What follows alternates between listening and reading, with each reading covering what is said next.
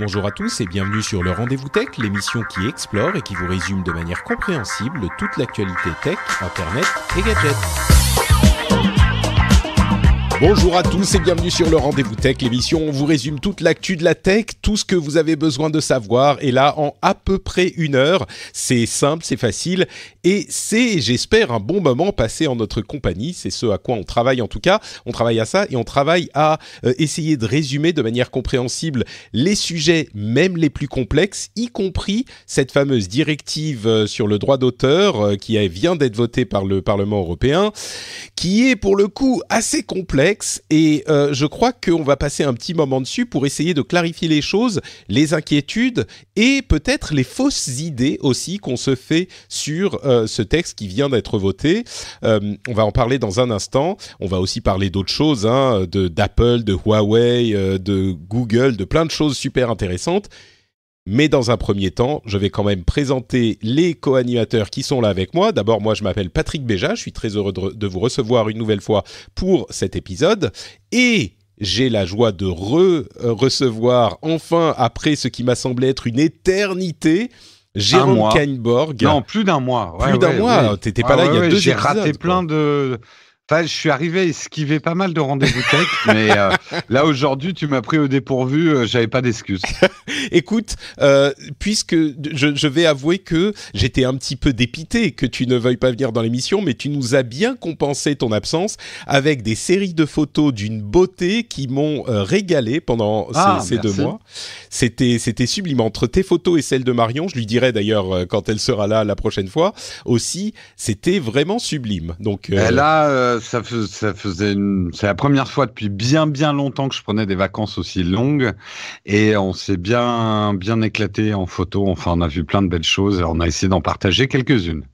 Et du coup, je me demande même si c'était vraiment des vraies vacances à 100%, parce que j'ai l'impression que vous étiez tout le temps sur Instagram et sur les réseaux sociaux pour partager vos expériences. Alors, je fais juste une parenthèse parce que ça intéressera peut-être. On a été assez disciplinés. Mon voyage précédent en Grèce, j'avais fait trop de stories. Et en fait, on ne publiait que le soir. C'est-à-dire que même les stories que vous voyez, même je publiais parfois 2-3 jours après les avoir enregistrées. Justement, comme on profitait soit du soir, soit des moments de transit entre un point et un autre. Et on n'a rien posté sur l'instant, tu vois, pour pas se gâcher les instants. Ouais. On prenait des photos, on enregistrait des petites vidéos Insta, et en fait, on les publiait après. C'est peut-être un bon compromis, effectivement. On a aussi le grand plaisir de recevoir à nouveau dans l'émission Julien Lausson, qui est un petit peu le spécialiste affaires légales de Numérama. Bonjour Julien, merci de revenir dans l'émission. Merci à vous de me réinviter, je suis ravi d'être avec vous aujourd'hui. Tu étais déjà venu en fait, l'histoire se répète un peu, pour l'épisode 251. Précisément, j'ai vérifié, c'était il y a presque 1 an, en juin 2018, où on avait déjà parlé de la directive sur le droit d'auteur au moment où elle était en discussion. Et j'avoue qu'on avait été pas forcément alarmiste, mais en tout cas très inquiet sur cette directive à ce moment-là. On va voir si notre inquiétude était justifiée maintenant qu'elle est votée. On va en discuter un petit peu tous les deux, mais merci donc d'être avec nous. Donc je vous propose, je vais proposer à Julien en fait, puisqu'il va être le plus accablé dans ce premier sujet, de se lancer immédiatement sur les articles 11 et 13. Avant ça, quand même, je voudrais remercier les auditeurs qui soutiennent l'émission, et notamment Florian Brochard, Grégory Devise, Ben Falstown, dont je me demande s'il s'appelle pas en fait un truc genre Benjamin Fauville ou quelque chose comme ça, et son pseudo c'est donc Ben Falstown. Il est dans le Slack des Patriotes de l'émission, donc il faudra que je lui pose la question. On a aussi Guillaume Haché, pour lequel je ne ferai pas la plaisanterie que je fais à chaque fois, qui commence à être un petit peu passé. Sacha, il aime bien la tech hachée. Jérôme est vraiment de retour. il y a aussi Sacha Geb, Kappa Ribou et Coach Your Brain. Merci à vous tous. Vous le savez, hein, l'émission, si elle vous intéresse, si elle vous plaît, vous pouvez la soutenir sur patreon.com/rdvtech. Et c'est les auditeurs qui soutiennent l'émission. Ça pourrait être vous, si ça fait un moment que vous écoutez l'émission et que vous l'appréciez. Bah, c'est peut-être une occasion de se dire, bon, vous savez quoi, cet épisode, il était cool. Allez hop, je deviens patriote. Pour $1 par épisode, c'est franchement pas grand-chose et ça aide énormément. Et donc, alors, on va prendre notre respiration tous ensemble. 1, 2, 3. OK. La directive sur le droit d'auteur de l'Union européenne. Alors avant tout, un petit peu d'administratif. C'est une directive, ce qui veut dire qu'elle n'a pas force de loi avant d'être implémentée dans les pays membres de l'Union européenne, ce qui peut prendre plus ou moins longtemps en fonction de l'administration locale. La France, elle, veut l'implémenter assez vite. On parlait de cet été, peut-être même un tout petit peu plus tôt. Et donc, ça va arriver chez nous assez vite, mais ça va être implémenté dans chaque pays à différents moments. Il y a beaucoup de choses dans cette directive, mais il y a 2 articles qui font principalement polémique. Ce sont l'article 11 et l'article 13. Ces articles ne sont plus les articles 11 et article 13 dans la version finale du document, mais les articles 15 et 17. Donc déjà, on commence... déjà, on comprend plus rien. Donc, comment virer des hashtags négatifs? C'est ça, Exactement. Donc, article 11 est maintenant article 15 et article 13 est maintenant article 17. L'article 11, c'est le fameux article qui précise ce qui a été appelé la link tax, la taxe sur les liens hypertextes. D'une certaine manière, on peut l'expliquer comme un super droit d'auteur qui s'applique à beaucoup plus de choses, beaucoup plus de mots qu'il ne s'appliquait avant. L'article 13, maintenant 17, et le contenu, le filtre de contenu, qui est un petit peu, si vous connaissez le Content ID de YouTube, qui filtre les vidéos ou qui identifie les vidéos qui contreviennent aux droits d'auteur, et ben c'est un petit peu ça, en amont de la publication et pour le web entier que veut implémenter l'article. Donc, c'est des réformes très ambitieuses, en particulier l'article 13/17. On peut décider maintenant comment on les appelle. Est-ce qu'on les appelle 11 et 13 ou 15 et 17 ? Qu'est-ce que vous pensez ? Alors, moi, je serais presque d'avis de garder 11 et 13, puisque les nouveaux numéros sont assez récents. Et en plus, je pense que ça va encore changer lorsqu'il y aura la transposition de la directive en droit français. Donc, on aura encore une nouvelle numérotation dans quelques mois. D'accord. Bon, bah on va dire article 11 et article 13. Alors, c'est Julien qui a décidé. Donc, l'article 11, le super droit d'auteur, dit que il faut que n'importe quelle utilisation d'un texte qui soit même très court soit soumis au droit d'auteur. L'idée est évidemment de cibler des services comme Google News, Google Actualité, et Google en général, mais Google News plus spécifiquement, et elle est a priori motivée par le lobby de la presse qui estime que l'utilisation que fait Google des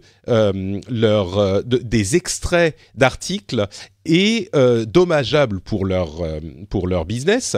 On sait qu'ils se battent contre cette pratique depuis un bon moment. Il y a eu une sorte d'aller-retour entre Google et les éditeurs de presse qui voulaient interdire l'utilisation dans le cas où il n'y avait pas de paiement, mais qui ne pouvaient pas forcer le paiement, et Google disait bon bah écoutez, si c'est comme ça, on a vu ça en Espagne notamment, si vous voulez nous faire payer n'importe quelle petite utilisation, à ce moment on va simplement pas utiliser vos articles du tout, et il n'y aura plus Google News, et du coup vous allez perdre les bénéfices que vous ne voyez pas, qui sont le trafic qu'on vous envoie, parce que on est dans une mécanique un petit peu comparable à ce qu'on pouvait voir bon, je vais pas partir dans les histoires de piratage, c'est pas tout à fait la même chose, mais effectivement, le bénéfice que met en avant Google, c'est le trafic qu'ils envoient, et le problème que mettent en avant les éditeurs de presse, c'est la perte de revenus, parce que soyons honnêtes, quand on fait une recherche Google ou qu'on voit Google Actualité, il n'est pas rare qu'on voit les titres des articles, un petit extrait de 3 lignes qui nous dit un petit peu le début de l'histoire, et puis on ne va pas forcément cliquer sur l'article lui-même pour aller plus loin. je vous pose la question, est-ce que vous plaidez coupable dans cette situation, si on est honnête 2 secondes ou pas ? Alors pour moi, on va dire que c'est un petit peu du 50-50. Comme je suis journaliste, il m'arrive d'aller un peu plus loin et donc forcément de cliquer sur les liens pour savoir ce qui se passe, mais on va dire que dans la vie de tous les jours, le simple résumé me suffit. Ouais, donc si effectivement, je crois que c'est un truc qu'il faut admettre aussi. Les éditeurs de presse n'ont pas 100% tort. Ensuite, la question c'est est-ce que le trafic qui est envoyé compense ? A priori, c'est possible, voire probable, parce que ça représente une grosse partie du trafic qu'ils reçoivent. Ceci dit, donc la loi, et je m'excuse par avance auprès des auditeurs, je vais quand même faire beaucoup de résumés et ça va me prendre un petit peu de temps parce que c'est des sujets complexes. Et vous savez, je suis jamais aussi bien servi que par moi-même, moi en particulier. J'aime bien faire les choses comme ça pour être sûr que c'est présenté de la manière qui me convient. Donc, je vais beaucoup parler, je suis désolé. Mais cet article avait amené une crainte et c'était l'idée que n'importe qui serait susceptible aux droits d'auteur et donc taxable en utilisant même des quantités d'informations très réduites comme une URL, comme un lien même, étant donné qu'il y avait souvent dans l'URL le titre d'un article, ça pouvait être lu comme disant, si on peut lire le titre de l'article dans le lien que vous mettez, c'est soumis aux droits d'auteur. Donc ça menaçait vraiment le modèle du web, et dans l'idée, en théorie, ça pourrait menacer le modèle du web, puisque l'idée du web est de mettre des liens sans avoir à demander l'autorisation à l'entité qui édite la page. On met un lien vers la page et voilà, le lien lui-même n'est pas soumis aux droits d'auteur. Ce qui était menacé selon l'interprétation de certains. Alors, dans l'article 11 tel qu'il a été publié, je crois qu'on a aujourd'hui des protections qui sont non négligeables par rapport à toutes ces préoccupations qu'on avait légitimement il y a quelques mois de ça. Et on se lamentait à la fin de l'épisode précédent avec Cédric, qu'on se sentait un petit peu impuissant face aux machinations de l'administration et des grands lobbies, et on se disait on pourrait parler de ces articles, mais on n'a pas vraiment de pouvoir. Et ben là, en allant regarder les détails de ces articles et de cette loi, moi j'ai l'impression, peut-être que je me trompe, mais j'ai l'impression qu'il y a quand même eu une inflexion sensible en raison de toutes les plaintes qu'ont reçues les parlementaires sans doute, et puis de tous les scandales qui ont été faits autour de cette loi. Donc, en l'occurrence, quelles sont les protections ? Il est spécifié dans le texte de la loi que cette taxe sur les liens ne s'applique pas à des entités privées ou non commerciales qui utilisent des publications de presse, des entités privées ou non commerciales dans le cas d'utilisateurs individuels qui utilisent ces publications de presse. Donc ça ne s'applique pas aux utilisateurs individuels. Il précise aussi que ça ne s'applique pas aux hyperliens, donc aux liens tout simplement. Donc ils ont très spécifiquement mentionner les liens hypertextes pour les exclure. Donc ça, c'est important. Et il précise également que ça ne s'applique pas à l'utilisation de mots individuels. Donc bon, évidemment, quand c'est un mot, c'est pas le cas, ou à des extraits très courts de publications de presse. Et c'est là qu'on a un petit problème quand même. Parce que quand on dit extrait très court, c'est assez vague. Et en fonction de la manière dont ça va être implémenté, a priori, ça devra respecter ce texte précis. Mais qu'est-ce qu'un extrait très court ? Est-ce que une ligne, c'est un extrait très court ? Est-ce que 2 lignes ? Est-ce que 3 mots ? Et là, d'après ce que je comprends, tu vas me dire, Julien, si c'est le cas, ça va être laissé à l'interprétation des organes judiciaires, donc des juges, tout simplement, qui pourraient même remonter jusqu'à la Cour suprême européenne. Ça pourra prendre des années pour déterminer, pour établir qu'est-ce que c'est, si un extrait est trop court ou pas, et puis établir les bonnes pratiques en quelque sorte. C'est des choses qu'on qu'on avait vu déjà à la fin des années 90, début des années 2000, à l'époque de la loi sur le e-commerce, qui avait établi, par exemple, le Safe Harbor et tout un tas de lois qui ont régi le fonctionnement d'Internet pendant une vingtaine d'années. C'était le même processus et il avait dû y avoir aussi des décisions de justice qui précisaient les choses. Mais donc là, en gros, moi, d'après ce que je comprends, on a très certainement une loi supplémentaire qui va obliger les grands d'Internet à... on a, je ne l'ai pas précisé, mais on a bien sûr, on l'avait mentionné, des restrictions qui s'appliquent à la taille de la société, à la quantité d'activités qu'elle fait, etc., pour essayer de cibler vraiment les géants du net. Mais là, j'ai l'impression qu'on a quand même, sur cet article spécifiquement, des protections qui sont beaucoup plus grandes que ce qu'on craignait il y a quelques mois. Est-ce que c'est le cas, Julien, ou pas ? Alors, effectivement, comme tu l'as rappelé, ils ont essayé de réduire un peu le spectre pour éviter de toucher évidemment tout le web et que ça désorganise l'idée de pouvoir faire des liens, puisque c'est quand même l'essence du web, de pouvoir connecter des pages entre elles. Sauf que comme tu l'as bien dit, c'est que le diable se cache dans les détails. Qu'est-ce que ça veut dire un court extrait ? Est-ce que c'est une ligne ? Est-ce que c'est deux lignes ? Est-ce que c'est en nombre de mots ? Alors, peut-être que la transposition dans la loi française va préciser en donnant peut-être des valeurs chiffrées. Mais sinon, effectivement, ça devra certainement être jugé par des tribunaux, sachant que peut-être qu'entre les tribunaux, il y aura des différences d'interprétation et il faudra remonter toute la pyramide judiciaire jusqu'à la Cour de justice de l'Union européenne pour savoir exactement qu'est-ce que ça veut dire un court extrait. Ouais, j'ai dit la Cour suprême, bien sûr, c'est la Cour de justice. Mais j'ai l'impression que quand on lit ça, on peut facilement se dire « Ah, mais voilà, c'est le bordel, ils ont mis tout ça sans réfléchir. » Mais je crois que c'est la manière dont se font les lois, et en particulier avec l'organisation européenne qui est évidemment un petit peu complexe. On a une sorte d'intention qui n'est pas hyper précise, peut-être qu'il faudrait qu'elle le soit, mais c'est parfois aussi important d'avoir une intention qui reflète le but final et de dire on veut pas les très courts extraits sont acceptables et pas dire il faut 4 mots ou 10 mots ou 2 lignes, qu'est-ce que ça veut dire une ligne, 10 mots c'est peut-être trop dans certains cas, pas assez dans d'autres, etc. Moi je me demande si c'est pas le processus normal de la loi, et là ça nous hérisse parce qu'on connaît le sujet, mais c'est comme ça que ça fonctionne et ça a bien fonctionné pendant des décennies, donc c'est pas si catastrophique qu'on pourrait le craindre. Je dirais qu'en fait, effectivement, on a le sentiment d'une intention parce que si on replace cette directive dans un contexte plus large, j'ai le sentiment que c'est vraiment l'Europe, l'Union européenne contre les États-Unis. On l'a vu avec le RGPD qui a été appliqué à partir de l'année dernière.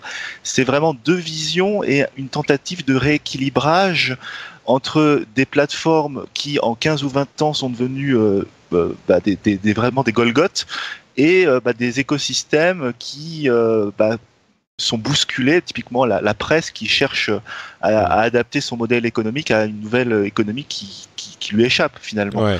Donc voilà, c'est vraiment cette impression qu'on essaye de corriger une balance déséquilibrée, mais de façon discutable.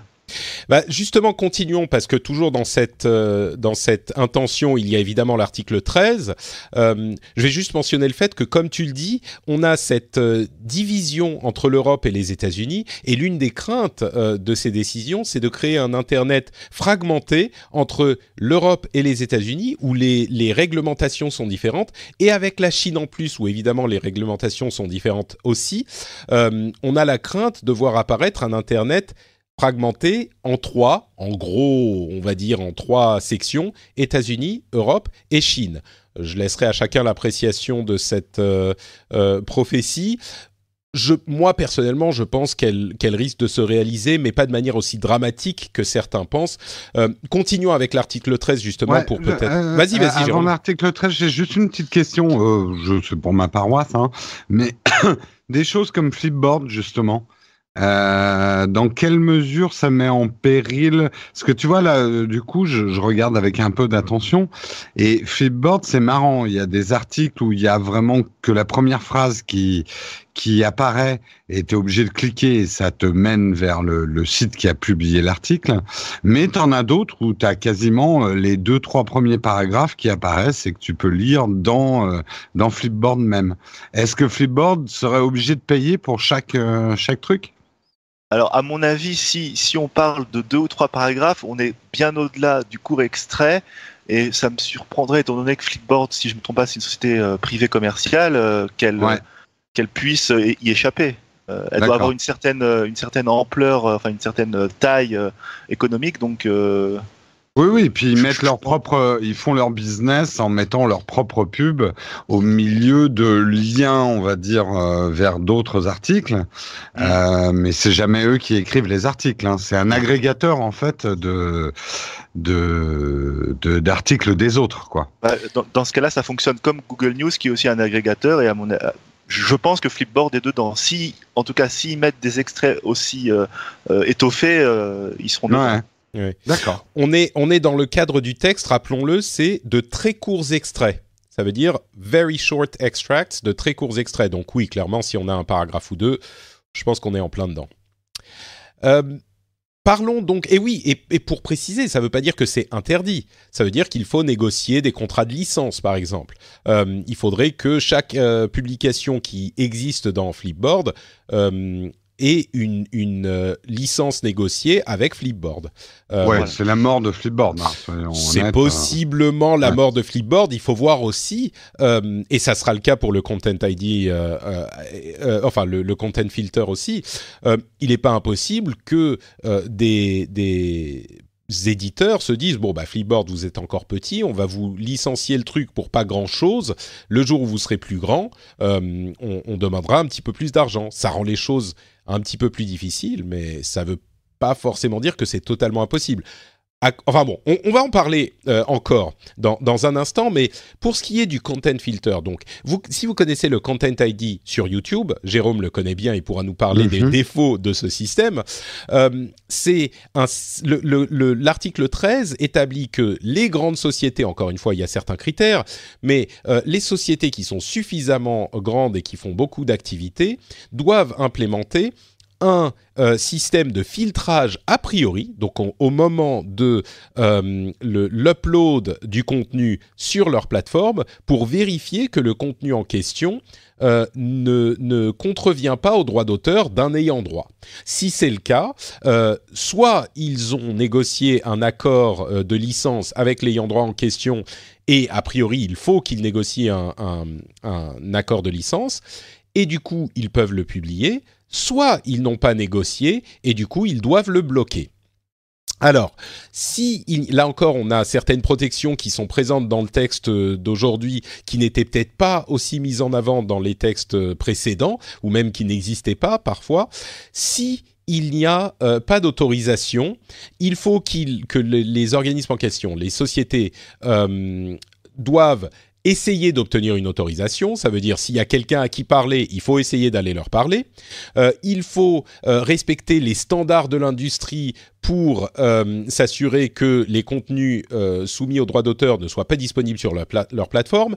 Et ils doivent s'assurer que quand ils sont notifiés de la présence d'un contenu qui n'est pas autorisé, ils le suppriment. Donc, ça veut pas dire, c'est pas une obligation de résultat, encore que c'est plutôt une obligation de moyens. Ce qui est un petit peu rassurant, on va dire. Ils doivent mettre en place les systèmes pour faire aussi bien qu'ils peuvent.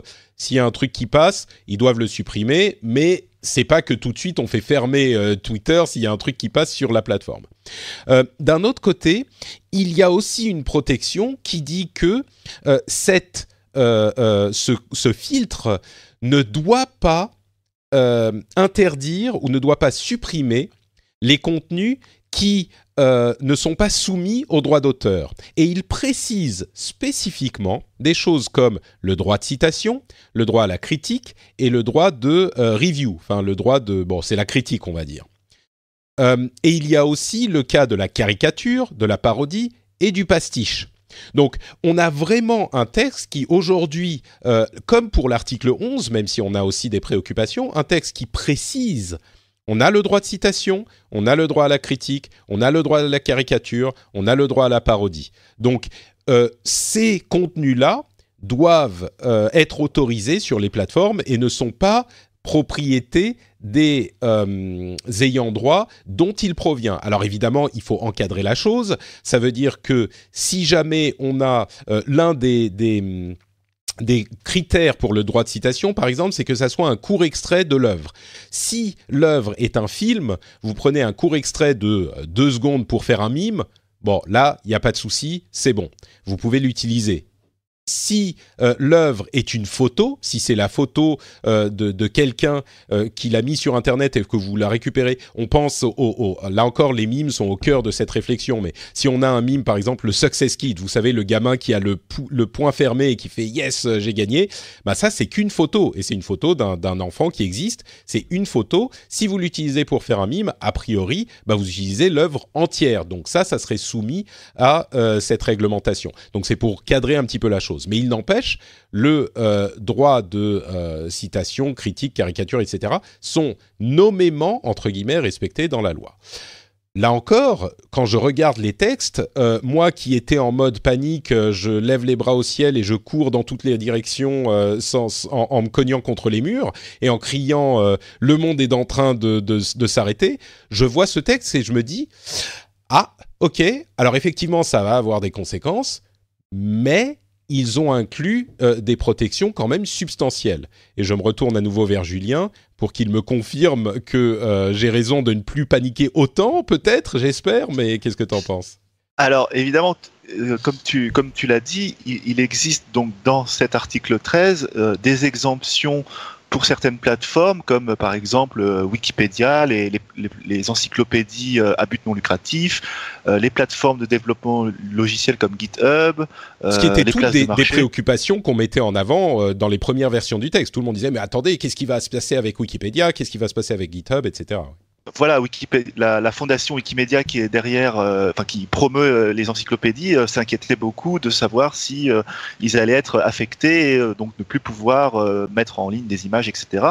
Donc il y a des exemptions pour plusieurs plateformes. Il y a également, on va dire, un régime allégé pour les plateformes qui ont moins de 3 ans, donc les jeunes plateformes qui débutent, donc les startups typiquement, ou qui n'ont pas un certain chiffre d'affaires, ou qui n'ont pas un certain niveau d'audience. Donc là également, c'est un régime allégé, donc un régime qui peut basculer dans le régime général si ces plateformes connaissent du succès finalement, parce qu'au bout de 3 ans, donc elles ont continué à exister, elles ont accumulé du trafic, etc. Donc, ça va vite 3 ans quand même, hein. Voilà, ça va assez vite. Donc, les exemptions pour les petites plateformes finissent par disparaître. Et enfin, il y a, comme tu l'as dit, des exemptions au droit d'auteur. Donc, c'est des exemptions qui existaient déjà dans la loi française. Dans le code de la propriété intellectuelle, on a déjà des exemptions pour le pastiche, la caricature, les revues de presse, etc. Donc ça n'apporte pas vraiment de nouveautés. Par contre, il faudra voir la manière dont ça sera transposé en France, parce que la France a historiquement, on va dire, un profil très, très allant pour la défense du droit d'auteur. Donc, entre ce que propose la directive et ce que pourrait être implémenté ensuite en France, il pourrait y avoir un écart et provoquer certaines surprises. Là, si c'est le cas, je pense que des gros organismes comme Google seront prompts à mettre la différence devant les tribunaux et là encore remonter à la Cour de justice de l'Union européenne pour s'assurer que la loi européenne est respectée et que chaque pays ne peut pas faire ses petits arrangements de cette manière, j'imagine, mais ça prendra du temps. Enfin, ce qui risque surtout de se passer, et c'est ça qui est inquiétant dans le fond avec ça, c'est que tu parles de Google, moi forcément je pense à YouTube, c'est là où je fais mon business.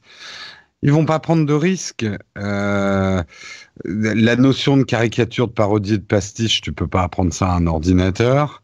Dans le pire des cas, ce qui va se passer, c'est que YouTube, qui aujourd'hui fait une validation extrêmement rapide à base de robots, si elle est obligée de faire une validation consultative de tous les uploads, déjà, il va y avoir une segmentation des uploaders. Il y aura peut-être des grosses chaînes YouTube qui vont pouvoir signer pour avoir une personne physique qui valide et juridique qui valide leur contenu. Mais tout ça va entraîner des délais qui sont complètement incompatibles avec la pratique de la plateforme. Les gens de chez YouTube nous disent, au pire des cas, ça va être 3 jours de validation pour n'importe quelle vidéo qui est uploadée minimum. 3 jours de validation, ça veut dire qu'il y a, 30% du contenu actuel de YouTube, autant qu'il disparaisse. On réagit dans l'instant, tout ce qui est news, tout ce qui est test de produits qui sortent. Si on a 3 jours de retard minimum sur le reste du monde, c'est foutu, quoi. C'est ça qui m'inquiète le plus. Désolé, je donne déjà mon opinion, c'est que c'est bien beau, mais on sait que YouTube n'est pas viable si on met une agrégation humaine qui valide le contenu. Ça tiendra pas debout et ça s'effondre. Ça ne tient que parce que YouTube valide avec des robots et les subtilités, les exceptions de cette loi, on ne peut pas les apprendre à des robots. Alors, je suis d'accord sur ce point. Je dirais qu'il y a quand même cette question d'obligation de moyens et pas d'obligation de résultats dans un premier temps, qui veut dire que le Content ID de YouTube tel qu'il existe aujourd'hui, alors il y a des choses qui sont bloquées, mais ça serait les choses qui sont bloquées par le Content ID qui seraient bloquées pour le content filter. La différence, c'est qu'elles sont d'abord mises à disposition et puis le Content ID peut les bloquer, mais ça arrive assez vite quand même. Quand le Content ID repère qu'un élément d'une vidéo que vous avez uploadée appartient à quelqu'un d'autre. Et il y a évidemment énormément d'erreurs et de moments frustrants où on a une vidéo qui se fait bloquer alors que on respecte le droit de citation ou le droit de critique.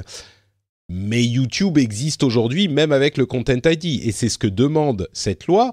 Et j'ajouterais que dans le cas de YouTube, pour me faire un tout petit peu l'avocat du diable, dans le cas de YouTube et des autres plateformes, la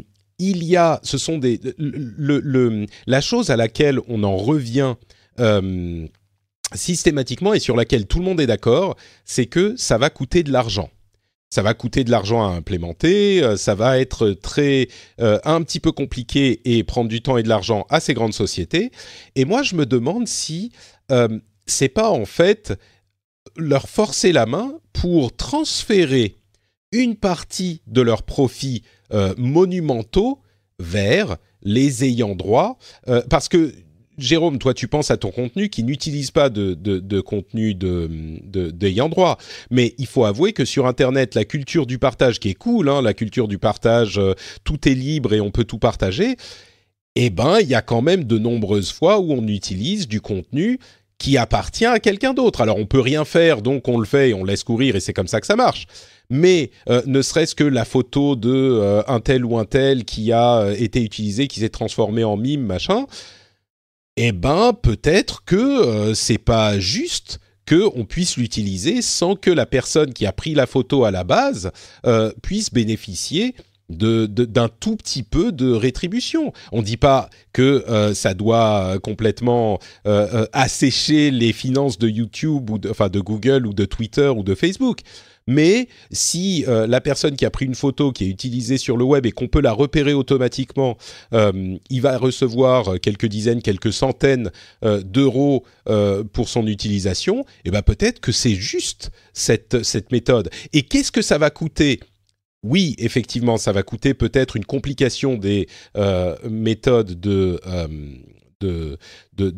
d'upload, de mise à disposition. Mais au-delà de ça, ce que ça coûte, c'est de l'argent à ces immenses sociétés. Et c'est une partie, je pense, congrue de leurs profits. Alors évidemment, ils ne veulent pas. Et encore, on pourrait dire que... Mais non, c'est ça, c'est ce transfert vers ceux qui... un petit peu forcés, vers ceux qui produisent le contenu. Non, mais dans l'absolu, je suis d'accord avec toi. Je suis un ayant droit, je suis un créateur. Donc je tiens à ce que mon contenu soit protégé. Moi, je vais te dire ce que j'ai dit aux gens de YouTube qui m'ont dit « Ouais, il faut faire une vidéo contre l'article 13 ». Je dis « Vous nous demandez en gros de défendre un système qui marche déjà pas. Et les 2 poids, 2 mesures, dans la notion d'ayant droit aujourd'hui, c'est que des gros ayants droit. Et nous, youtubeurs, on n'a pas de droit du tout. C'est un peu le... Donc on peut pas, nous, se battre pour quelque chose qui, déjà, ne marche pas. Hein. Parce que le Content ID, il ne marche que dans un sens. Ça, il faut bien le comprendre. C'est-à-dire que quand tu es youtubeur, si toi, un autre média, un gros média là, institutionnel te pique du contenu, les moteurs, ils marchent pas. Hein. Ça bloque pas hein, sur les chaînes YouTube des gros ayants droit. Avec cette loi, Julien, tu vas me dire si je me trompe, mais avec cette loi, ça serait le cas. Toi, Jérôme, tu auras tout à coup les mêmes droits que TF1 et France 2 et de c'est qui France 2, pas France Dieu. Lapsus. Ouais, et tu aurais les mêmes droits. Et ça serait pas justement YouTube qui décide alors ceux-là on les aime bien, ils sont gros, donc ils ont le droit d'avoir accès à ce type de filtres et de Moi, c'est ce que j'ai dit. Cette loi, je trouve que c'est bien. Si elle est, mais pour l'instant, je ne vois pas dans cette loi quelque chose qui garantisse l'égalité des droits entre qu'est-ce qu'un ayant droit en fait. C'est quoi un ayant droit ? Un ayant droit, c'est quelqu'un qui a produit un contenu qui est soumis au droit d'auteur. C'est très simple. Ouais, et tu en fais partie. J'en fais partie. Tous ceux qui créent du contenu qui est soumis au droit d'auteur, on en fait partie. Alors après, ce qui peut se poser, c'est aussi le rapport de force dans la négociation pour négocier des licences. Un YouTuber, même s'il est créatif et s'il est tout seul face à YouTube, YouTube pourrait très bien dire écoutez, non, on prend pas vos contenus, on veut pas négocier avec vous. Ça pourrait, là où YouTube va négocier. Tu veux dire, Julien, tu veux dire, écoutez, si vous voulez qu'on vous paye, non, nous on s'en fout, on n'a pas besoin de vous, donc vous avez qu'à pas uploader sur notre plateforme, c'est ça ? Ça risque d'être un peu le pot de terre contre le pot de fer. Le pot de fer, c'est YouTube, il est très costaud et le YouTuber tout seul ou les YouTubeurs qui sont un peu tout seuls, ils n'auront pas forcément la même marge de manœuvre en termes de négociation que des grandes sociétés de gestion de droits comme la SACEM, la SACD, tout ça. C'est pas forcément YouTubeur contre YouTube, c'est YouTubeur contre des gros ayants droit qui ont des moyens. Et c'est ça que j'essayais d'expliquer tout à l'heure. Comme tu dis, Patrick, là, ce qu'on essaye de faire, c'est de prendre de l'argent à Google. Le truc est, tu sais comme moi, que YouTube n'est pas rentable depuis très longtemps. Dégage certes des grosses sommes d'argent, mais coûte extrêmement cher à exister dans l'état où il est, c'est-à-dire où YouTube aujourd'hui, n'importe qui peut uploader. Donc une décision relativement simple, et moi j'ai peur que c'est ce qui arrive, c'est que Google dise ok, puisque c'est comme ça, tout le monde ne peut pas uploader, parce que nous on ne pourra pas contrôler le contenu de tout le monde. Donc, il va y avoir en gros YouTube va se transformer en télé. C'est-à-dire que YouTube va passer des accords avec des gros YouTubeurs. Oui, mais ce que je veux dire, c'est que c'est peut-être, et pour moi, c'est un danger et une certaine tristesse, la fin du YouTube populaire, ouvert sur tout le monde, où n'importe qui pouvait créer une chaîne. Je pense, et on verra, hein, mais je pense que YouTube, et ils nous ont un peu fait comprendre ça chez YouTube France, ça veut dire qu'il y aura des accords passés avec des gros diffuseurs, et j'en ferai peut-être partie, hein, parce que je suis pas un petit, mais ça veut dire que j'aurais pas pu commencer. Alors, le coup de YouTube, d'ailleurs, ils nous l'ont dit, ça franchement, je le prendrais avec d'énormes pincettes. Pareil avec l'histoire de donc, ça veut dire que ça va mettre 3 jours avant d'uploader votre truc. YouTube s'est battu bec et ongle contre le truc, évidemment parce que c'est problématique pour eux, mais c'est parce que ça va leur coûter de l'argent aussi. Et je pense qu'ils ont tendance à grossir le trait, à noircir l'image. Et on est un petit peu dans ce que tu dis, comme on l'a été... Enfin, comme on l'est souvent dans ces cas-là, à prendre la pire situation possible, qui n'est pas irréaliste. Je dis pas que c'est pas irréaliste, c'est possible. J'ajoute juste un truc avant que tu ailles plus loin. Il faut être un peu pragmatique. On connaît tous Google. Si YouTube redevient non rentable parce que ça engendre des coûts qui n'étaient pas prévus au départ, Google, ça va pas faire un pli. Et c'est du pragmatisme. C'est même pas. Google ça leur vont pas fermer cher, YouTube. Jérôme, si c'est ça ton argument, c'est pas ça. C'est pas ça que j'ai dit. Mais Google va dire, on va faire un YouTube beaucoup plus restrictif pour être sûr de pas perdre de l'argent. Parce qu'aujourd'hui, ce qui coûte cher à YouTube, c'est d'être ouvert à tous.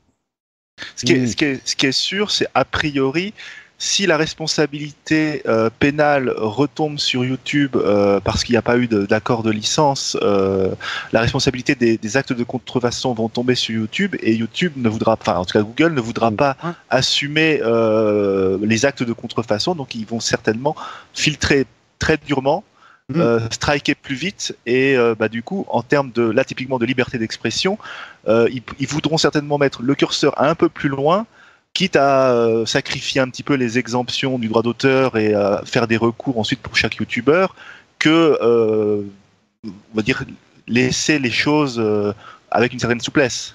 Moi, je suis quasi persuadé que c'est la fin du YouTube ouvert à tout le monde. Écoute, je vais te le ressortir, mais t'étais persuadé que le LG avec ses modules ajoutables était l'avenir du smartphone aussi. Donc, il y a parfois des visions extrêmes. C'est pas forcément comparable. Mais bien sûr, je plaisante. Je pense que YouTube, si ça leur coûte de l'argent, ils vont pas disparaître, bien sûr que non. Mais ils vont revoir leur business model. Vous savez, comme tu disais, Julien, YouTube ne pourra pas prendre la responsabilité pour tout le monde de l'upload. Donc, ils vont signer avec certaines chaînes, les grosses, et ne plus permettre l'entrée à n'importe qui de YouTube. Non, mais c'est un exemple intéressant, YouTube, parce qu'ils ont déjà le Content ID en place. Et on se rend compte que, oui, ça pose des problèmes, ce Content ID, mais ça ne supprime pas toutes les vidéos de YouTube. Il ne faut pas exagérer non plus. Il y a une autre solution pour éviter de se faire attraper par le Content ID ou le filtre à contenu, c'est de ne pas utiliser de contenu qui appartient déjà à quelqu'un d'autre. Oui, ça change un peu la nature de la plateforme, mais dire YouTube va restreindre son accès à quelques gros YouTubers, je suis désolé, c'est la version la plus cataclysmique, apocalyptique des conséquences de ce truc. Une conséquence beaucoup plus raisonnable, c'est qu'ils vont dire « Ok, on verrouille le filtre à contenu », tout ce qui est attrapable par le Content ID, on l'attrape en amont et donc on publie même pas la vidéo avant de l'avoir.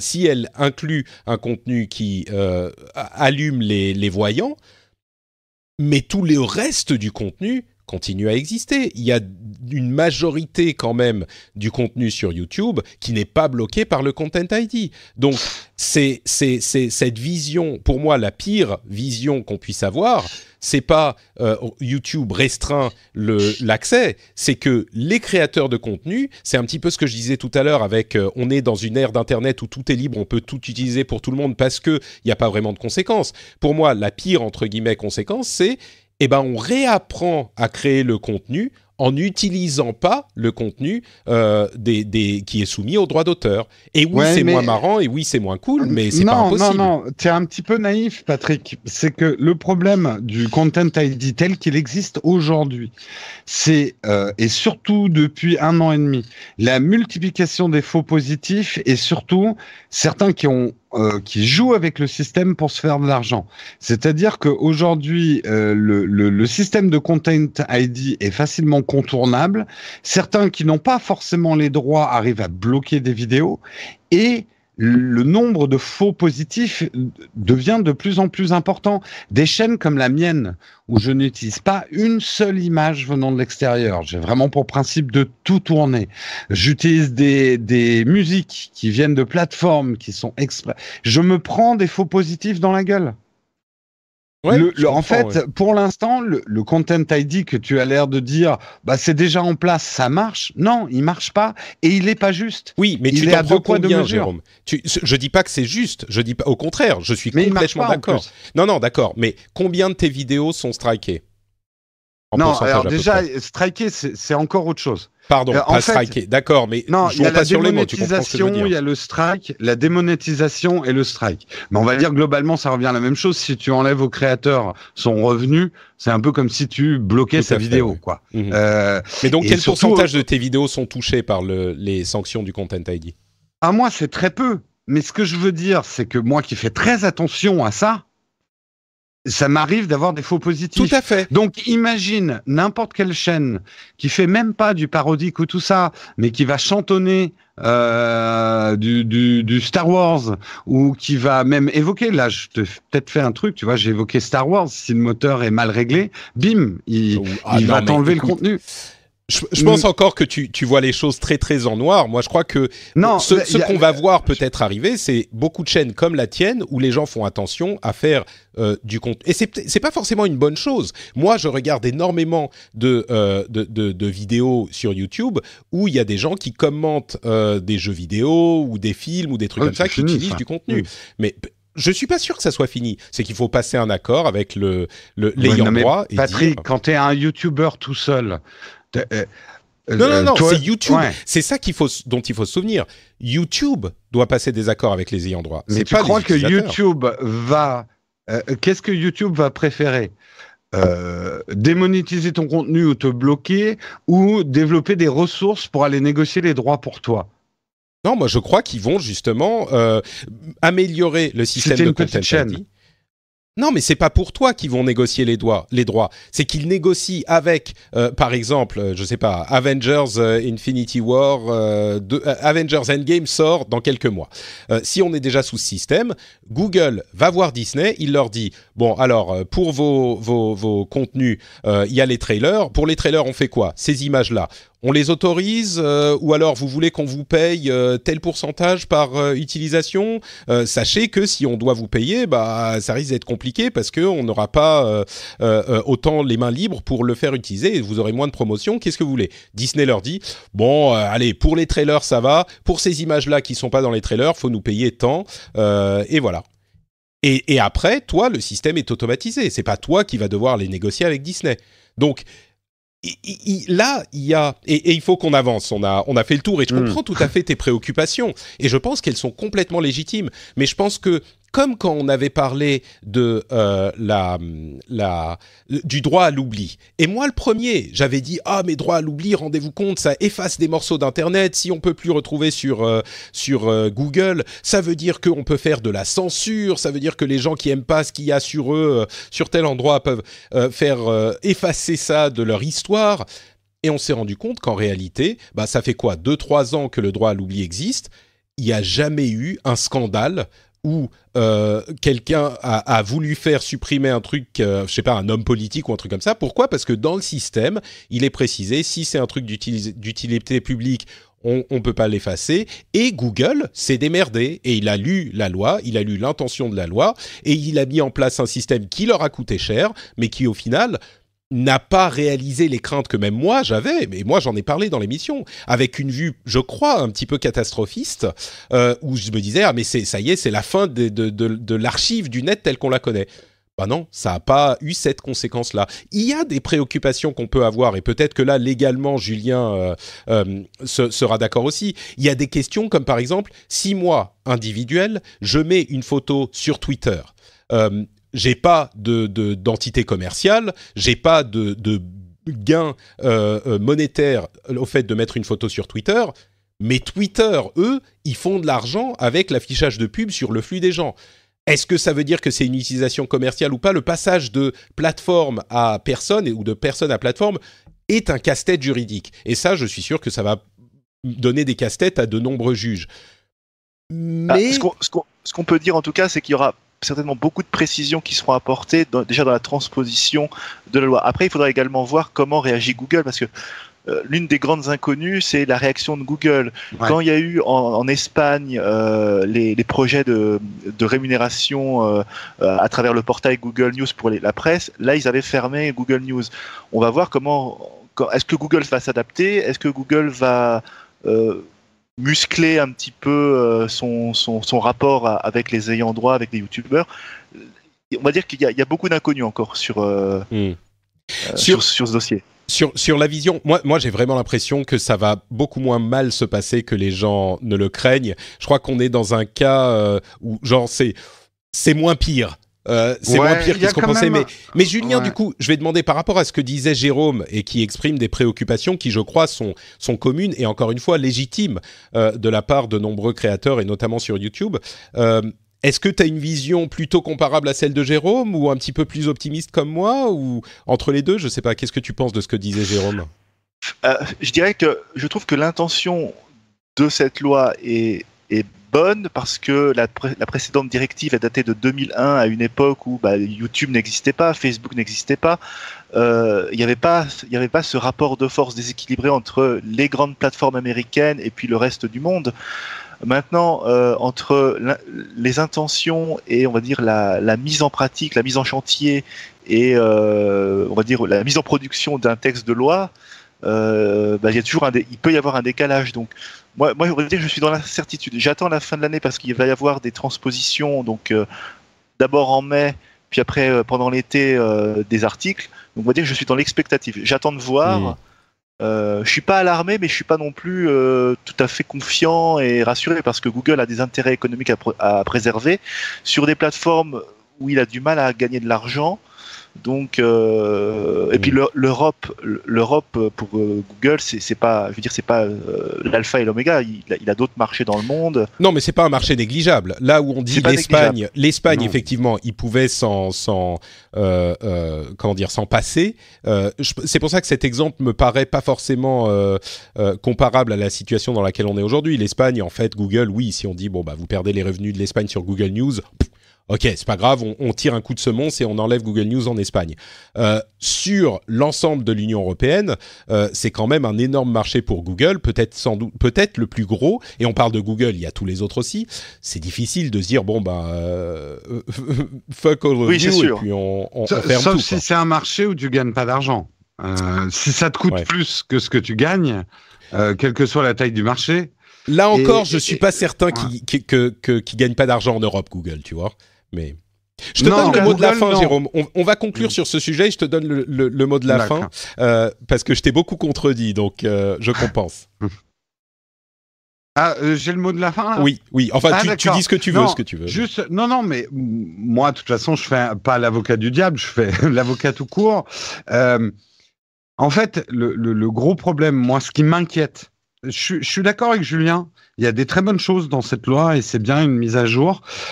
Si derrière j'ai la certitude que la définition d'un ayant droit, elle s'applique à tout le monde, moi ça me va parce que je suis créateur de contenu, ça me demande du travail. J'aimerais bien que mon contenu soit plus protégé qu'il ne l'est actuellement parce qu'il est très vulnérable.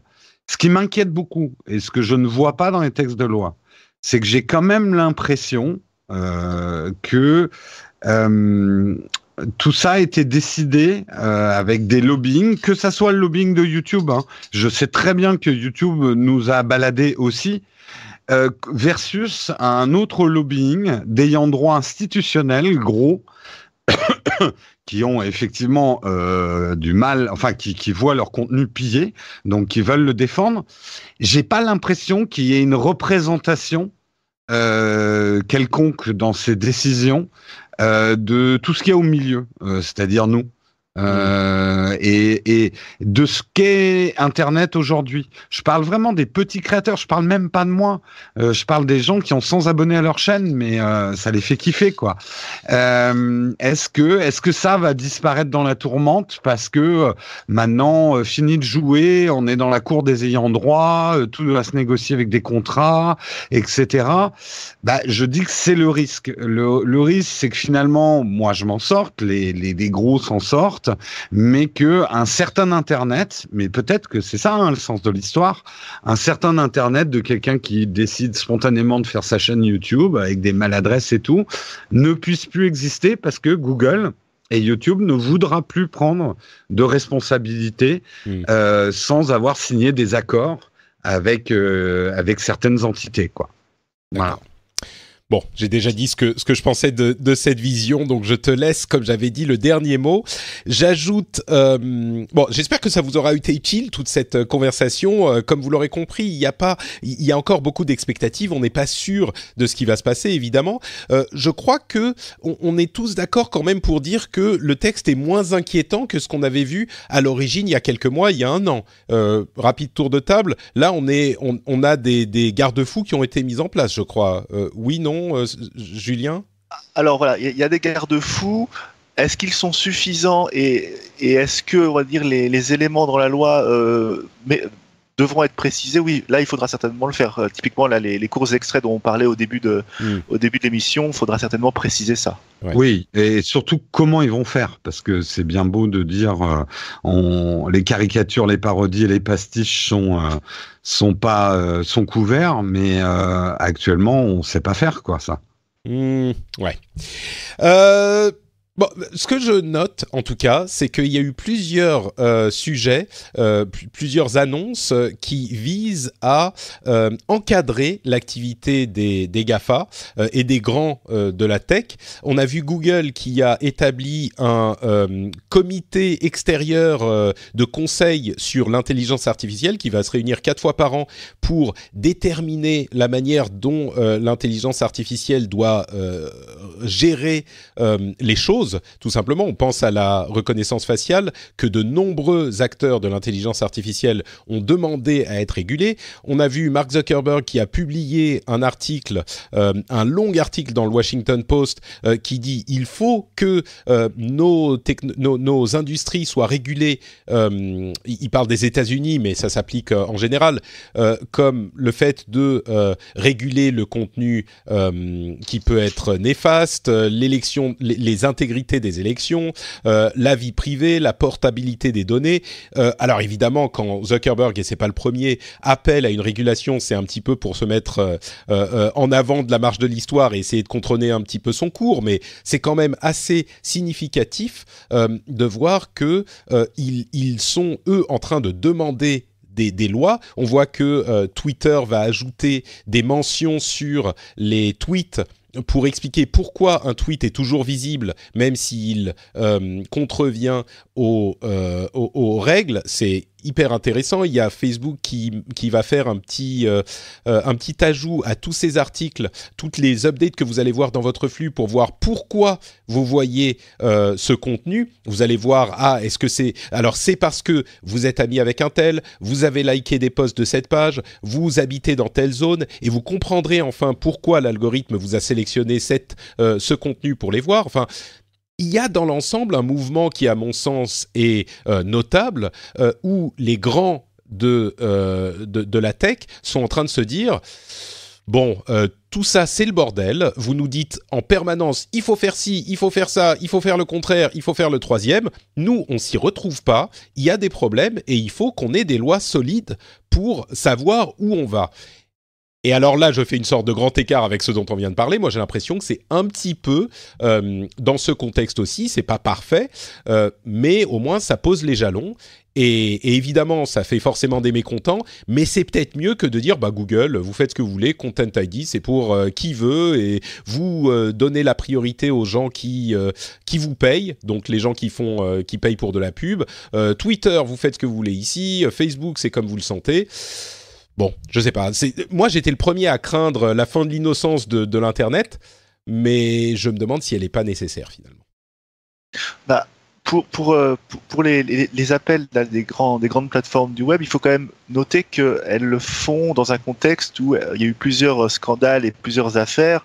Et en fait, c'est plus par la pression politique et la pression populaire de leur demander de commencer à se réguler ou alors de le faire par la loi, on va dire un mouvement, spontané de leur part en disant allez, on se régule. C'est parce qu'il y a eu des affaires comme Cambridge Analytica que bien maintenant sûr. il faut bouger. Non, bien sûr, tout à fait. Mais ça n'enlève pas la réalité de la situation. Je crois qu'ils sont... Si je peins le tableau peut-être de manière un petit peu gentille pour les GAFA, mais ils sont dans des situations où on leur demande de faire des choses sans préciser les détails. On leur dit filtrez mieux ou soyez plus protégez mieux la liberté d'expression ou protégez mieux supprimez mieux les contenus qui sont offensifs, enfin les contenus dangereux. Mais on leur dit pas, il n'y a pas de loi et de règles, parce que quand ils suppriment un truc, on leur dit vous attaquez la liberté d'expression. Quand ils autorisent un truc, on leur dit vous ne respectez pas enfin bref. Les lois telles qu'elles sont écrites aujourd'hui ne correspondent pas 100% aux situations qu'ils rencontrent, et donc ça crée ces situations où je crois il est difficile pour eux de s'en sortir et ils veulent des règles claires. Moi je crois qu'il y a vraiment un peu de ça. Effectivement, parce que ce qui se passe, c'est qu'on a l'impression on fait de ces géants de la tech des auxiliaires de la puissance publique, puisque normalement, ça devrait être à la puissance publique, typiquement pour les contenus terroristes, ça devrait être les juges, ça devrait être l'administration éventuellement d'intervenir, alors que là, mais c'est pas possible puisqu'il y en a des dizaines de milliers, donc il faut d'autres règles.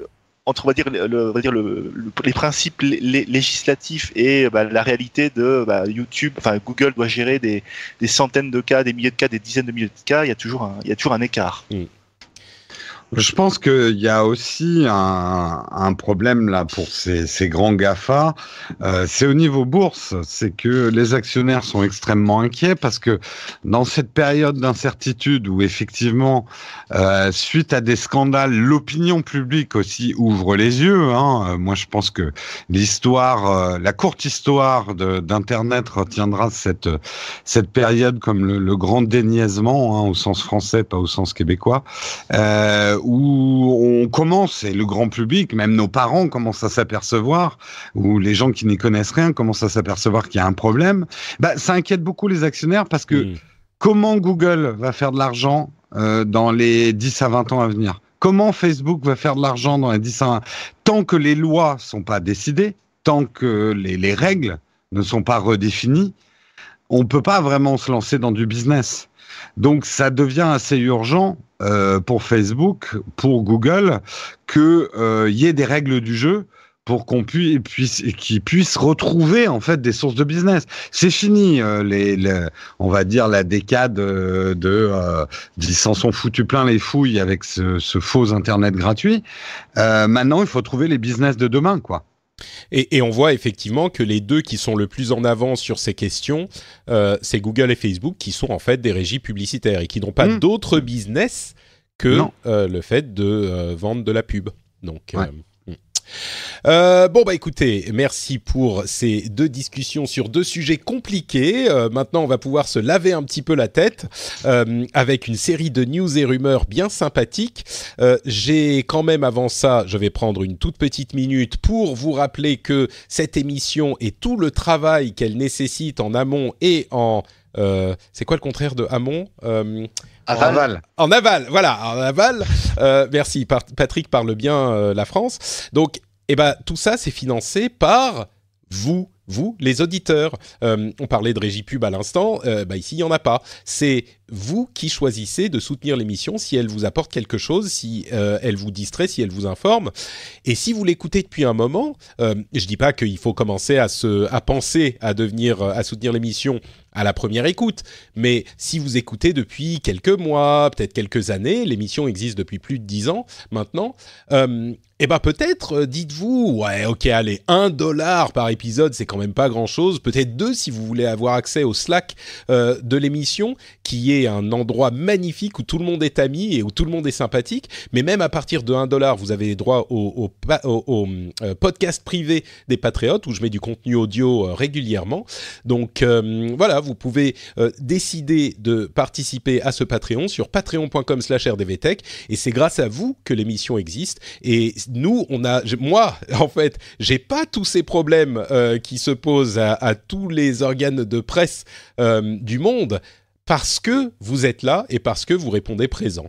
Donc, merci à vous tous et merci à tous les patriotes qui soutiennent l'émission.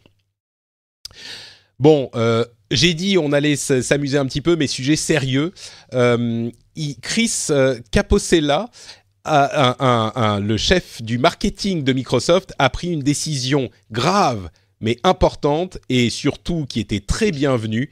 Il a dit aux employés de Microsoft 2 jours avant le 1er avril, il leur a dit « Bon écoutez, les poissons d'avril sur la tech, on en a tous marre, ça suffit. » C'est terminé. Vous ne postez pas de blagues du 1er avril, s'il vous plaît, cette année. Et je crois que la plupart de la tech a fait la même chose. Il y a eu quand même quelques petites plaisanteries, mais je crois que maintenant, c'est terminé. Les poissons d'avril dans la tech, je crois qu'on a tous eu notre dose et que là, il est temps de prendre un petit peu une respiration. Et d'ailleurs, vous vous en rendez compte, on n'a pas du tout de sujet sur le 1er avril dans cet épisode, alors qu'on est le 2. Donc, moi, je suis contre le 1er avril. Voilà. Ouais, moi je trouve ça un petit peu triste quand même. Oh, ça reviendra, mais... Bah, Ouais. disons quand c'est des blagues bon enfant où on peut croire que quand ça semble vraiment faux et complètement fou, d'accord. Mais quand on fait des blagues, on va dire entre deux eaux où ça pourrait rentrer dans le réel, il y avait une blague là, soi-disant que Mounir Majoubi rejoindrait Amazon. Comme ça rentre dans les choses qui sont plausibles techniquement, c'est plus très amusant quoi, et ça rentre dans les fake news. Oui, non, mais c'est ça. Et puis c'est surtout, c'est toujours les mêmes. C'est pas les mêmes blagues, mais c'est la même mécanique. Et donc au bout d'un moment, c'est un petit peu comme, je sais pas, l'oncle un petit peu relou qui fait toujours la même blague débile à chaque fois que tu le rencontres à son déjeuner. Les 3 premières fois, c'est marrant. Et puis au bout d'un moment, tu dis ah ouais, ok, bon, bref. C'est vrai que ça fait 10 ans qu'on en mange. C'est ça qu'on peut peut-être passer à autre chose. Voilà. Et puis peut-être 3-4 ans de calme, et puis ça pourra revenir après. Mais voilà. À propos de plaisanterie du 1er avril, ça n'en est pas une. Apple je vais lire quelques news Apple et puis vous pourrez réagir après. Apple a annulé son fameux AirPower, son petit tapis de chargement de chargement sans fil qu'ils avaient présenté il y a plus d'1 an avec la sortie de l'iPhone X. Il a été décalé et finalement il a été complètement annulé. C'est très surprenant pour Apple.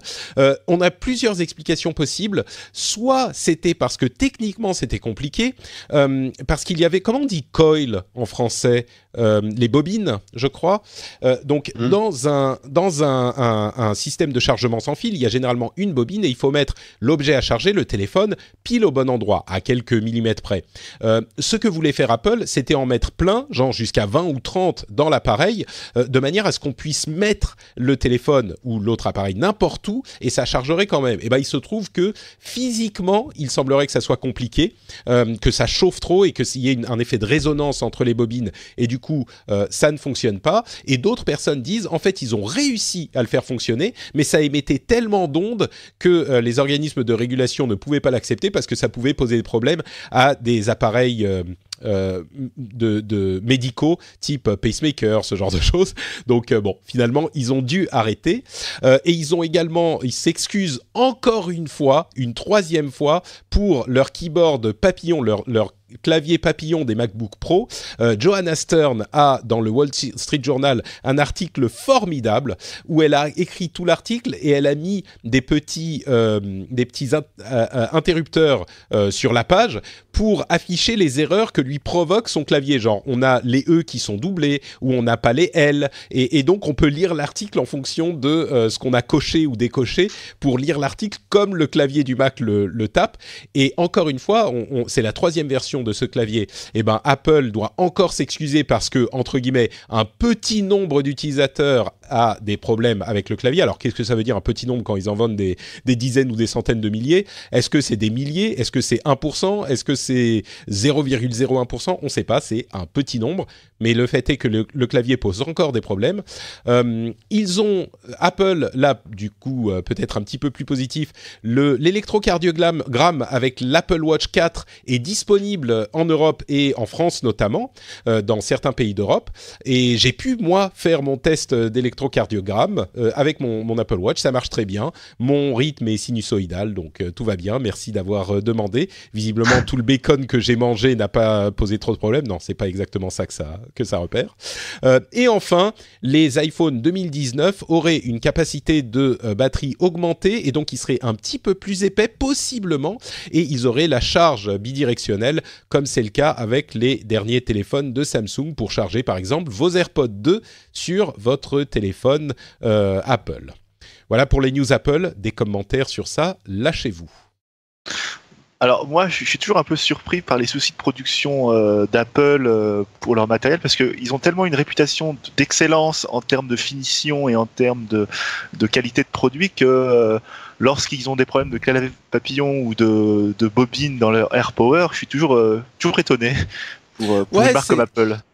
Le clavier papillon, c'est vraiment un gros problème parce que ça fait 3 générations et ils continuent à essayer de l'améliorer, ils n'arrivent pas. Sur le AirPower, je dirais, ils ont pris la bonne décision. Ils n'auraient pas dû l'annoncer en fait parce qu'il n'était pas prêt. Je pense qu'ils étaient pas loin de réussir et puis ils se sont rendus compte finalement que ces derniers 5% étaient fatals. Mais ils ont pris la bonne décision, c'est de pas le sortir parce que s'ils l'avaient sorti et que ça marchait pas. Mais pour le clavier, c'est sûr que... Ouais, je pense qu'en plus le deuxième argument par rapport à des organismes de santé, si effectivement ça a balancé beaucoup d'ondes et tout. Vu sûr. Que Apple va très fortement sur le positionnement quand même médical, à travers l'Apple Watch, ça aurait pas été compatible. Je serais pas surpris d'ailleurs que l'année prochaine ou les futures générations d'iPhone, ils réduisent les ondes, enfin qu'il y ait un argument santé aussi, toujours en étant anti-Android, en disant nous nos smartphones vous font moins de mal que les autres. Donc je pense que c'est pour ça qu'ils n'ont pas mis le produit. Les iPhones ralentissent la perte de cheveux, redonnent vitalité. Non, mais c'est vrai que c'est possible. Oui, après, il y aura peut-être des capteurs dans les iPhones qu'on ne soupçonne pas, mais qui aideront. J'y crois beaucoup, Apple, sur le domaine de la santé. Ah, c'est sûr, oui, c'est l'un de leurs points forts. Et tu as raison, j'avais pas pensé à l'idée qu'ils puissent positionner d'une manière ou d'une autre le téléphone comme quelque chose de meilleur ou moins nocif pour la santé que la concurrence, mais c'est tout à fait possible, tu as raison. D'ailleurs, même si c'est sur des questions qui sont pas forcément prouvées, on ne sait pas si les ondes émises par les téléphones sont nocives pour la santé. Les études sont totalement inconclusives, mais peut-être dans je sais qu'il y a des gens qui vont pas être d'accord dans les commentaires, j'en suis sûr, mais le fait est que la science est de cet avis, mais juste pour le cas où, parce qu'inconclusif, ça veut dire que peut-être, on ne sait pas trop. Enfin, pas tout à fait. Bref, mais pour le cas où, Apple pourrait dire, avec nous, vous êtes plus tranquille qu'avec la concurrence. Le Huawei P30 Pro a été annoncé. Téléphone avec 4 caméras. Il y a un P30 pas Pro qui est un petit peu plus simple, mais le P30 Pro est impressionnant au niveau de la caméra. Pour le zoom, il y a un zoom 10 fois optique et un zoom 50 fois dont la stabilité est hyper impressionnante. Je ne sais pas pourquoi on aurait besoin d'un zoom 50 fois, mais il y est. Photos de nuit qui ont l'air d'être prises de jour. Jérôme, toi, je sais que tu es très photo. C'est un appareil quand même impressionnant. 50 fois, non, c'est 5 fois. Non, 50 fois en numérique.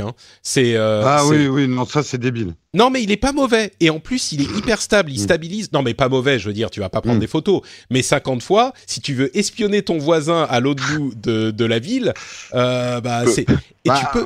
Et franchement, le zoom, parce qu'à 50 fois, tu trembles la main un tout petit peu. Normalement, ton image fait... Oui, après, c'est stabilisé optiquement. C'est hyper bien stabilisé optiquement et numériquement. Mais bon... Est-ce que c'est un téléphone qui te séduit pour son aspect caméra? Parce qu'au-delà du gadget 50 fois et demi... Je descends en gros de l'avion j'avais pas encore eu en main, j'ai pas encore vraiment regardé. Je sais juste que Huawei, il va très fort sur la partie photo. Effectivement, moi là, j'ai le Galaxy S10 en main. Là pour le coup, je le dis, exclusivité à tes auditeurs, il enterre pour moi l'iPhone au niveau photo. Je crois que effectivement le Huawei lui souffle dans la nuque, et notamment ce qui m'a beaucoup épaté cette année, c'est le Pixel 3 et son mode nuit. Et a priori, de ce que j'ai vu, j'ai pas testé moi-même, mais le P30 Pro fait encore mieux que Google sur ce coup-là. C'est ça, ouais, tout à fait. Donc, c'est pas des choses ultra importantes, mais c'est des trucs ultra bluffants qui font vendre du smartphone, ces modes nuit. On a un système de 4 caméras.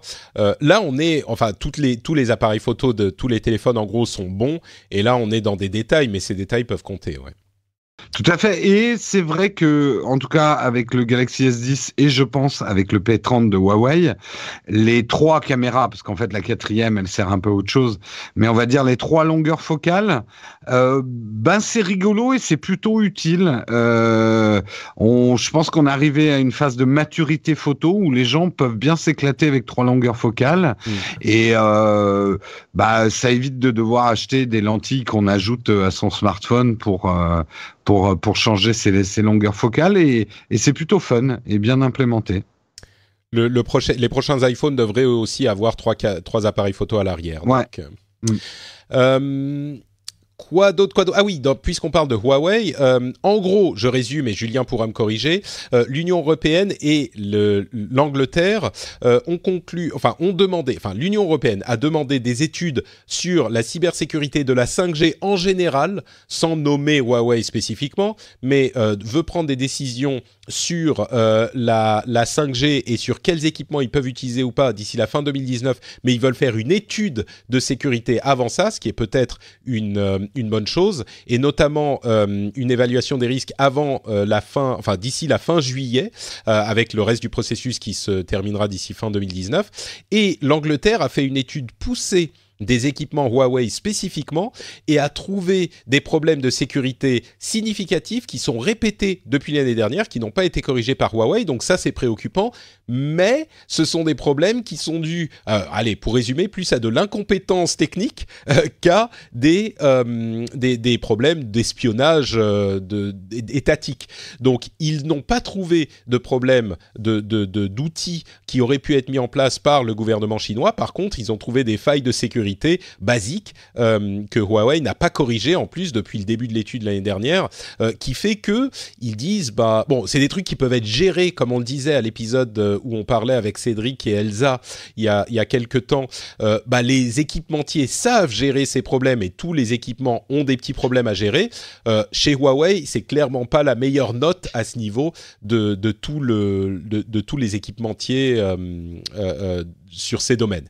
Donc, petite mauvaise note pour Huawei, mais pas du point de vue de l'espionnage entre les États. Voilà, ce qui est important de noter, c'est que l'Europe, quand elle a fait sa recommandation aux États pour qu'ils évaluent chacun leur futur réseau 5G, c'est qu'elle n'a pas dit qu'on devait bannir Huawei ou un autre constructeur. Contrairement aux États-Unis et à plusieurs autres pays dans le monde où ils ont l'intention de bannir Huawei, l'Europe pour l'instant temporise. Et en France, de ce qu'on sait, c'est qu'il n'y a pas pour l'instant projet de bannir Huawei parce que comme on ne sait pas, il y a des rumeurs selon lesquelles ils travailleraient en sous-main pour Pékin, mais c'est pas démontré pour l'instant. S'il y a des preuves, elles sont cachées. Google va lancer AMP, c'est Accelerated Mobile Pages à l'origine, mais pour les mails. Ce que ça veut dire, c'est que ça va permettre de l'interactivité dans vos emails. C'est vrai que l'email est un outil hyper respectable et vénérable, mais qui n'a pas évolué depuis très longtemps. Et bien là, ça fait évoluer un petit peu les mails. Ça marchera dans Gmail, dans Yahoo Mail, dans Outlook et dans Mail.ru. C'est un standard qui est, je crois, ouvert. Je dis peut-être une bêtise. Mais je crois qu'il est ouvert. Ouais, je crois que c'est le cas. Et donc, ça va permettre d'avoir en fait des mails qui se comportent un petit peu comme des pages web au niveau de l'interactivité. Je simplifie, mais c'est sans doute une bonne nouvelle, je crois. Amazon est en train de planifier, selon certaines rumeurs, un service de news vidéo gratuit pour ses Fire TV. Gratuit, donc financé par la pub, bien sûr. Je ne sais pas si on a besoin d'encore plus de ça, mais Amazon y travaille. Ça sera des émissions d'informations tirées de la télévision. Le Parlement européen a voté la fin du changement d'heure et ça sera 2021. Alors, est-ce qu'on va rester à l'heure d'hiver ou à l'heure d'été? Je ne sais pas. D'ailleurs, l'heure d'hiver, c'est l'heure naturelle, c'est-à-dire où le soleil est au zénith à midi normalement. Ouais, je crois qu'on resterait plus à l'heure d'hiver parce que sinon, t'imagines, en hiver... il ferait nuit très, très, très, très, très tôt, enfin, dans l'après-midi. Oui, non, mais en même temps, attends, l'heure d'hiver, c'est l'heure qu'on a implémentée parce qu'on voulait qu'on ait plus de soleil pour les champs, pour les paysans. Des économies d'énergie. C'est ça. Et donc, c'est l'heure d'hiver qui est artificielle, pas l'heure d'été. Je sais plus, je m'y perds, moi. À chaque fois, j'ai un doute. Il me semble qu'il y a eu une consultation en Europe et en France, et je crois que les gens demandaient de garder l'heure d'été, mais je suis pas sûr. Non, mais t'as raison. Le public aurait la préférence pour l'heure d'été, ce que je comprends. Moi, j'aime bien l'été, c'est cool, il fait jour tard, on peut sortir faire la fête. Mais je sais pas laquelle est l'heure naturelle. Pour moi, c'est l'heure naturelle qu'il faudrait garder. Mais je sais pas laquelle c'est. Donc, je sais pas. J'avoue que ce qu'il faut en tout cas, ce serait que l'Europe ait un système commun, qu'on garde l'hiver ou l'été. Oui. Que ça soit commun, parce que si on doit, en franchissant la frontière, changer ses téléphones, tout ça.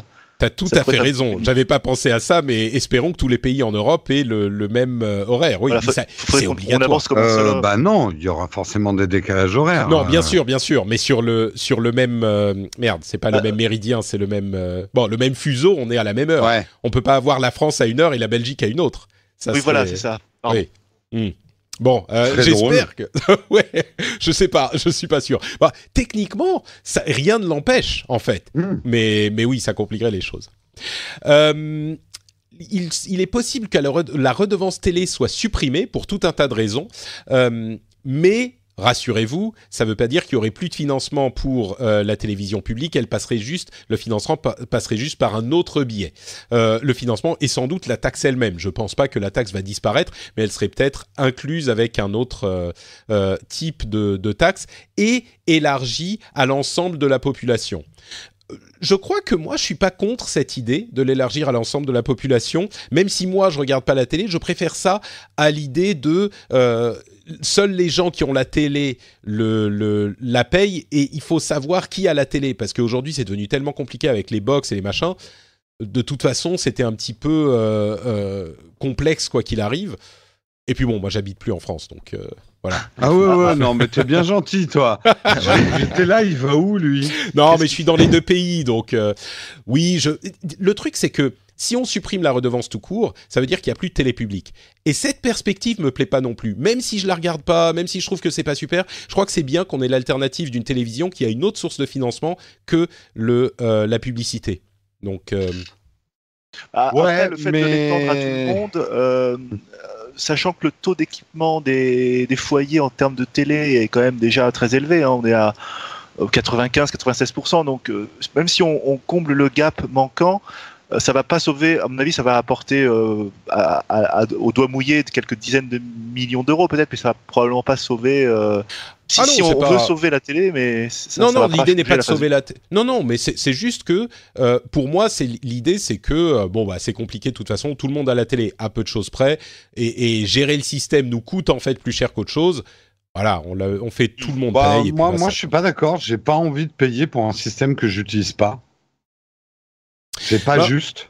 Moi, je crois qu'il y a quelques années, j'aurais peut-être dit la même chose, mais je crois que pour le bien de la société, il est important d'avoir des chaînes de télévision, comme je le disais tout à l'heure. On se plaint du modèle de la publicité partout sur Internet et ailleurs. Je crois que c'est peut-être pas plus mal qu'on ait un réseau de chaînes de télé, peut-être avec ampleur réduite, peut-être qu'on n'a pas besoin d'avoir 25 chaînes de télé et 30 stations de radio, mais qu'il y ait quelques chaînes de télé qui soient financées au moins en partie par, oui, il y a toujours de la publicité évidemment, mais qui est un autre pied au tabouret pour se financer et que une taxe ne me paraît pas...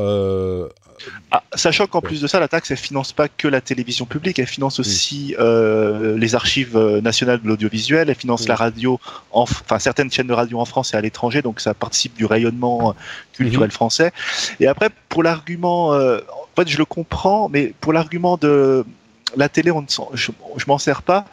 Alors, c'est vrai, mais on pourrait se dire l'hôpital, je m'en sers pas tout le temps.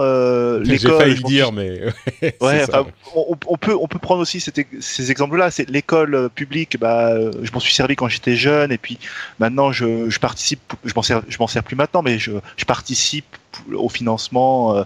Ouais, mais je trouve que vous comparez Enfin, bon, ça pourrait se discuter, mais. Autant école, hôpital, pour moi, c'est des fonctionnements vitaux d'une nation, d'un pays. Une télé, je comprends, hein, moi aussi, hein, j'aime bien qu'il y ait France 24 et Arte, des choses qui soient financées. Tu penses pas que c'est vital aujourd'hui, justement, l'information qui repose pas que sur la pub ? Silence. Après, tout dépend des contenus qu'on Non, mais attends, laissons Jérôme répondre, parce que la question je pense que c'est une vraie question. Est-ce qu'on n'est pas passé avec toutes les préoccupations qu'on a depuis un moment D'abord, il y a d'autres solutions, peut-être, de financement. Là, tu es aussi en train de parler... Alors, je sais que la télé publique n'est pas une télé d'État, c'est pas l'ORTF. Enfin, c'est quand même les deniers de l'État, donc on le voit, chaque année, c'est le bordel. Enfin, chaque année, à chaque changement de gouvernement, c'est le jeu des chaises musicales. Il y a beaucoup de politique là-dedans. Je suis désolé, j'ai pas l'impression que y ait grâce à ce financement, une télé très indépendante. Non, tu me demandes un peu de tomber de Carabansi là. Je trouve pas que le système actuel soit satisfaisant. J'aime bien Arte, j'aime bien France 24. Je les regarde sur mon iPad, donc je suis prêt à payer pour. Mais je trouve qu'il y a un dysfonctionnement global de la télé publique et que c'est beaucoup trop politisé, ça. Voilà. Il y a une réforme qui arrive cet été. Normalement, on verra ce qu'il y a dedans. Surprise. Je t'ai interrompu, Julien. Tu voulais ajouter quelque chose tout à l'heure ? Sur la télé publique ? Oui. Oh là, je sais plus ce que je voulais dire exactement, à part le bon point, on finance aussi de l'information, etc. quoi. Ouais. Bon, je suis sûr que chacun a son avis sur la chose. Et en dernier sujet, je voulais mentionner un article que m'a envoyé Xavier sur un artiste qui a réussi à faire quand même de l'argent sur Spotify, parce qu'on parlait de Spotify, des systèmes par abonnement la semaine dernière, et on disait oui, ça pose quand même des problèmes, est-ce que Spotify permet de gagner de l'argent, etc. Et lui dit, c'est Steve Benjamins, qui dit qu'il gagne $400 par mois sur Spotify grâce aux playlists Discover Weekly, etc. Et il dit évidemment, c'est pas un truc qui me permet de vivre, mais moi, mon but n'est pas de vivre de la musique, et c'est un truc que je fais vraiment en dilettante à côté, en plus de mon travail, et ça me permet de gagner un petit peu d'argent. Bon, on ne sait pas ce qui se passerait s'il mettait à fond, mais c'est un exemple intéressant justement de ces systèmes par abonnement qui financent effectivement du travail, là où on a souvent l'impression, on est en fait dans la... c'était peut-être dans le rendez-vous jeu qu'on parlait de ce sujet, mais par rapport à Apple Arcade. Mais on est souvent dans cette image qui est un petit peu datée de Spotify, avec l'image de ça donne 0,00005 centimes, j'exagère, mais par chanson qui est écoutée, donc c'est rien du tout pour les artistes, et on oublie le fait qu'il y a énormément de gens qui écoutent maintenant, avec l'ampleur que ça a pris, et ça finit par faire un peu d'argent, et ça permet à des gens comme Steve Benjamins, qui n'auraient jamais pu faire de l'argent par les systèmes traditionnels, de faire de l'argent de cette manière, et peut-être même qu'il dira je veux me lancer à terme, ou il y en a d'autres qui comme lui gagnent de l'argent, et il y en a qui gagnent beaucoup d'argent aussi, donc cet élément est important à rappeler également. Et je crois que ça va être tout pour notre épisode, qui a été très long, évidemment, avec une grosse partie sur la directive du droit d'auteur, qu'il était important de couvrir, je crois. Merci à tous les deux d'avoir été patients et d'avoir participé sur la longueur. On va se quitter, mais avant ça, évidemment, je voudrais donner à tous les deux l'opportunité de nous dire où on peut vous retrouver, à commencer par Jérôme, qui ne vole aucun contenu sur YouTube. Où peut-on te retrouver, Jérôme ? Presque. On peut me retrouver sur Nowtech, donc sur YouTube. Vous tapez Nowtech, Nowtech. Et comme j'ai parlé de mon Instagram au tout début, vous pouvez me retrouver, c'est Jérôme_Nowtech sur Instagram. Merci beaucoup, Jérôme, et merci comme toujours de ta présence, de ta bonne humeur, de tes calembours et de tes photos. J'ai été le ronchon, un peu de l'émission. J'étais un peu mais bon, c'était un rôle. Écoute, moi, je me suis trouvé un petit peu trop positif sur tous ces un peu naïf, histoires. Tu faisais un peu, oh là là, mais tout va bien se passer. Donc, merci d'avoir été là. Et notre justice aveugle au penchant de chacun, Julien, qui nous a aidé à voir plus clair dans tout ça. Où est-ce qu'on peut te retrouver, toi, Julien ? Alors, vous pouvez me retrouver sur le site Numérama, donc numérama.com, et également sur Twitter avec le pseudonyme Foxteh, Foxteh. Le lien sera dans les notes de l'émission. Merci à vous tous. Pour ma part, c'est Note Patrick sur Twitter, Facebook et Instagram. C'est très facile, c'est Note avec Patrick derrière. Et vous pouvez également retrouver cette émission sur frenchspin.com. Frenchspin.fr. Frenchspin.com, c'est pour les émissions anglophones. Venir commenter sur tout ce qu'on a dit, les choses avec lesquelles vous êtes d'accord et les choses avec lesquelles vous n'êtes pas d'accord. Et vous pouvez également, bien sûr, soutenir le Rendez-vous Tech sur Patreon, patreon.com/rdvtech. Ça prend 2 minutes. Le lien est dans les notes de l'émission. Vous cliquez dessus, vous vous inscrivez et pour un petit $1 par épisode, vous pouvez soutenir l'émission, un petit $1 ou un peu plus. C'est vous qui choisissez. Merci à tous ceux, comme toujours, qui choisissent de le faire. C'est grâce à vous que l'émission existe. On vous fait des bises et on se retrouve dans une semaine. Ciao à tous. Salut tout le monde. Ciao, ciao.